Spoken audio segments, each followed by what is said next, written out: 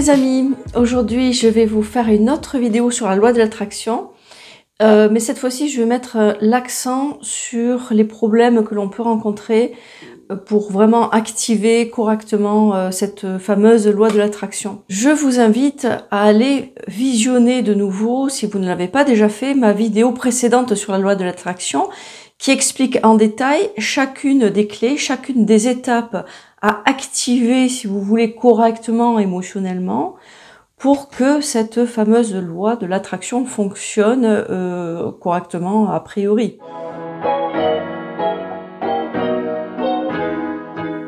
Alors la toute première clé pour activer cette loi de l'attraction, c'est vibrer la gratitude pour toutes les choses qui sont déjà là dans notre vie.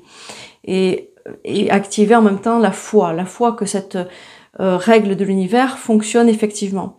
Donc évidemment, si on n'arrive pas à activer cette gratitude parce qu'on est dans la pénurie, on vibre la peur ou plein d'émotions négatives dans le présent, ça va être ardu, ça va être très difficile d'activer cette gratitude. C'est là qu'il faut prendre en compte que toute vibration intérieure, enfin, est un choix. Si nous considérons que nous avons le choix de jouer les victimes de notre propre scénario de vie, eh bien ce scénario risque de ne pas évoluer, effectivement. Si nous vibrons notre responsabilité, au moins intérieure, de ce qui se passe à l'extérieur, la réaction de ce qui se passe à l'extérieur, à l'intérieur de nous-mêmes, nous commençons à prendre action sur un autre possible. Vous voyez ce que je veux dire? Donc en fait, activer la gratitude, c'est déjà se responsabiliser, se dire ben, je suis capable, par ma foi, par des actions certes, mais déjà par un regard sur ma vie, je suis capable d'activer une autre énergie, une autre vibration, qui, si j'accepte de le croire, permettra de matérialiser une autre réalité à l'extérieur de moi.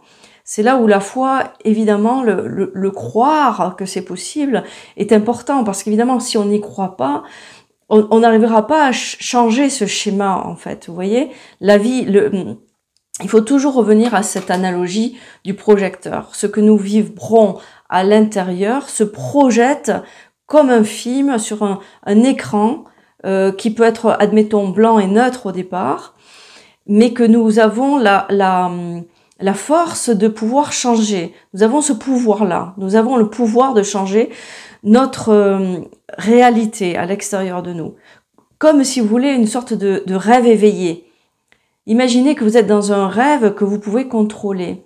Eh bien, il s'agit de ça, en fait. Imaginez que la vie concrète que vous avez sous vos yeux, dans cette réalité, si vous voulez, est une sorte de rêve éveillé. À partir de là, vous avez le droit de jouer avec ce rêve. Vous avez le droit de jouer avec votre réalité. Mais pour ce faire, il faut que vous commenciez par votre intériorité, par vos émotions, par votre ressenti. Et ça, il faut vraiment l'intégrer. Donc en fait, la première clé, comme je le disais, c'est vibrer la gratitude. Et si cela est difficile pour vous parce qu'il y a beaucoup d'éléments dans votre vie que vous considérez être négatifs ou qui vous apportent des choses malheureuses, etc., focalisez sur les choses que vous avez déjà et qui sont déjà belles et magnifiques. Si vous avez la santé, remerciez l'univers d'avoir la santé. Si vous avez des enfants et des amis en bonne santé, remerciez l'univers pour cela également. Vous avez un toit sur votre tête, vous avez de quoi vous nourrir. Remerciez pour les petites choses et les grandes choses. Focalisez votre esprit sur ce qu'il y a de plus positif d'ores et déjà dans votre vie. Et ce terrain-là, si vous voulez, va permettre d'accueillir dans l'avenir une énergie similaire, c'est-à-dire une énergie un peu plus haute que la peur et les choses qui vous taraudent la tête actuellement. Et c'est un travail. C'est vrai que quand on n'est pas bien dans sa vie, on a du mal à faire vibrer. Je vais bien, évidemment, c'est très difficile, mais c'est pas impossible. Nous en sommes tous capables. Donc il faut cesser, bien sûr, de se prendre pour une victime Et il faut prendre à cœur notre rôle de responsable de nos vies dans ce que nous voyons sous nos yeux, en fait. Nous sommes responsables. Alors, bien sûr, il y a des choses qui se jouent au niveau énergétique, à l'extérieur de nous. Mais nous avons quand même un impact très très fort par notre puissance intérieure, si vous voulez. Notre humanité n'est pas qu'une matérialité. Nous sommes des êtres énergétiques et nous émanons une énergie qui se met en communication avec des gens autour de nous directement, mais également au-delà de notre champ direct, bien plus loin de ce que nous imaginons. On peut appeler ça la télépathie. Et ou autrement, nous pouvons appeler ça également la connexion avec le tout, l'appartenance au tout, c'est-à-dire l'union. Nous sommes unis avec le reste et à tout instant de la vie, de toute manière. Donc autant nous unir avec les énergies que nous pouvons appeler à nous, vous voyez, ou des êtres, des êtres humains, des choses que nous pouvons, ou des expériences que nous pouvons appeler et amener à nous positivement. Alors, la clé qui est très importante, évidemment, c'est de faire vibrer le ressenti. Comment est-ce que je me sentirai, non pas si mon vœu est exaucé, mais lorsque mon vœu sera exaucé. Là encore, il faut mettre l'élément foi, l'élément croyance. Il faut croire que ce que l'on vibre se manifeste réellement à l'extérieur de nous. Donc, comment est-ce que je me sentirai lorsque ces choses-là ou cette chose-là arrivera, se manifestera dans ma vie? Et là, bien sûr, il peut y avoir un frein important parce que si on est entouré dans notre vie par des choses qui ne fonctionnent pas comme nous souhaiterions qu'elles fonctionnent, si notre intériorité vibre d'émotions plutôt basses, entre guillemets, les peurs, etc., ou des manques essentiels dans notre vie, il nous est bien sûr difficile de vibrer autre chose dans une projection future de ce qui pourrait être mieux pour nous. Pourtant, c'est l'exercice qu'il faut arriver à aborder et à développer. Donc, dans cette phase-là, il peut être bien sûr intéressant de le pratiquer à plusieurs reprises. Si vous n'arrivez pas dans une seule séance à faire vibrer de belles émotions, de comment vous vous sentiriez si vraiment mon vœu était exaucé, refaites-le. Refaites 1, 2, 3, peut-être 4 séances de travail là-dessus. Posez-vous tranquillement, respirez, fermez les yeux. Permettez-vous de vous dire que tout est possible dans cette vie.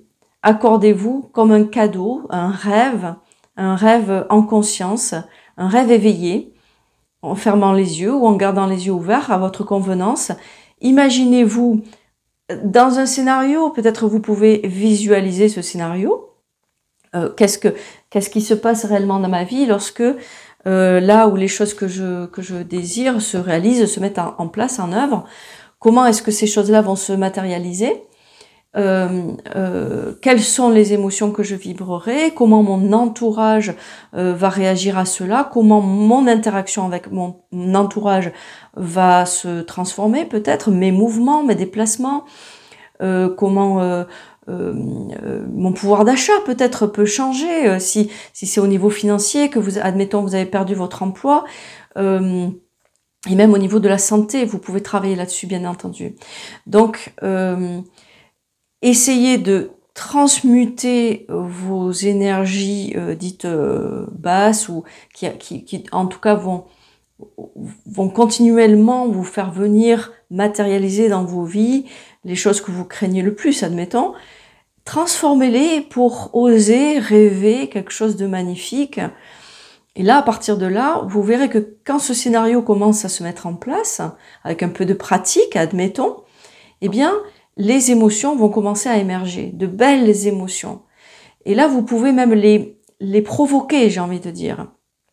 Avec votre mental, vous pouvez bien imaginer, eh bien, c'est clair que dans ce cas-là, je pourrais me sentir soulagée, ressentir une joie. J'aurais peut-être envie de la communiquer à mes proches, cette joie, à expliquer que j'ai fait cet exercice, eh bien, regardez comment il a fonctionné, c'est extraordinaire. Vous aussi, vous pouvez l'activer. C'est-à-dire que vous aurez peut-être envie de partager cette expérience autour de vous également. toutes les supports d'imagination sont bons pour vous aider à à activer en vous les émotions adéquates.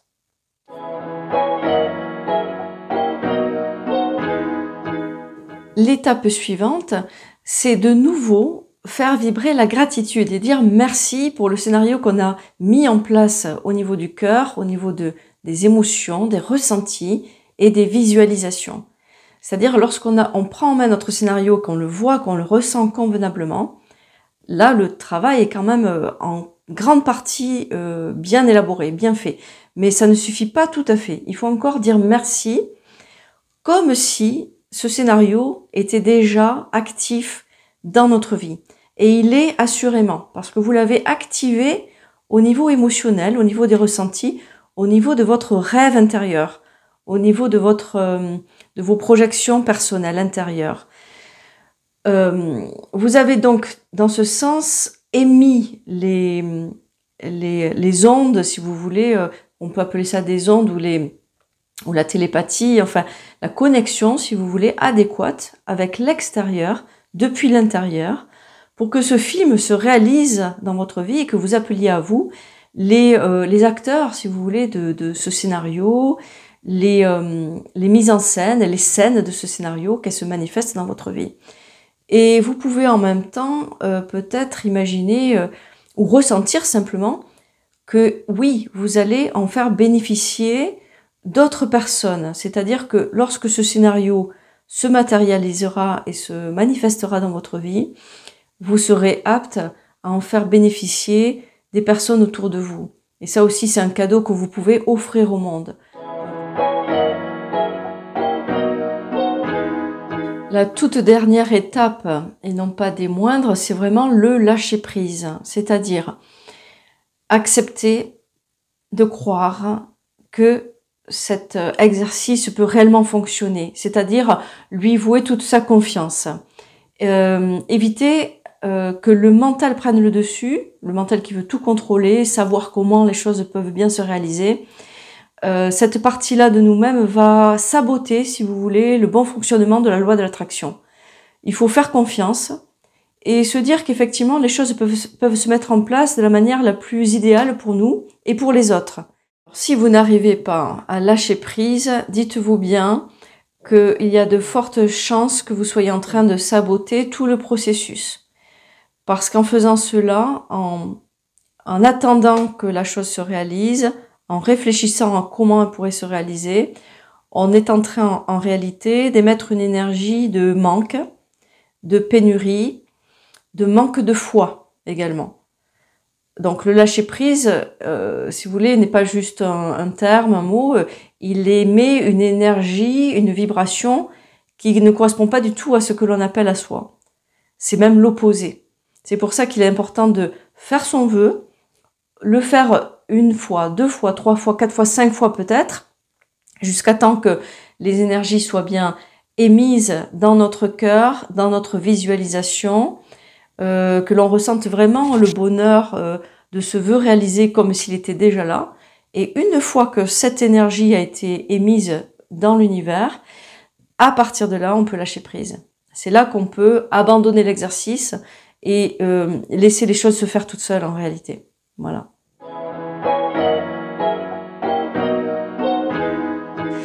Dans mon expérience, j'ai constaté, mais de nombreuses fois, que c'est pas une histoire de contrôle sur l'univers, si vous voulez. Parce que j'ai eu des retours comme ça. Ah oui, tu contrôles un petit peu les gens autour de toi. Mais pas du tout, en fait. Parce que ce que l'on appelle en nous est, on va dire, un idéal de ce que l'on désire avec une vibration de cœur. Et je constate, en fait, que les gens, par exemple, qui viennent à moi et qui répondent soit à un besoin, soit à mon vœu, en fait, eux aussi, je réponds à ma manière, à leurs besoins. Comme un puzzle, vous voyez, c'est quelque chose qui se complète, en fait. Donc, il s'agit pas de mettre des adjectifs négatifs sur ce fonctionnement-là de l'univers. C'est un appel de ce dont on a besoin et les choses viennent à nous. On répond également a un besoin extérieur, quelque chose inconsciemment, on va répondre à une personne en fait. Et c'est dans le meilleur des mondes. La plupart du temps, ça se passe de manière magique, de manière complètement inattendue. C'est pas forcément des gens de notre entourage direct qui vont répondre à notre vœu. Ça peut être des personnes que l'on n'a jamais vues de notre vie. Et c'est là où ça devient vraiment incroyable. Dans beaucoup de cas, j'ai eu des expériences incroyables avec ça. Des gens 2 jours après avoir fait mon vœu, parfois 1 semaine après. Ça peut être plus long également, ça peut être 1 mois, tout dépend de ce que l'on appelle à soi, bien sûr. Mais les choses se mettent en place de manière idéale et véritablement magique.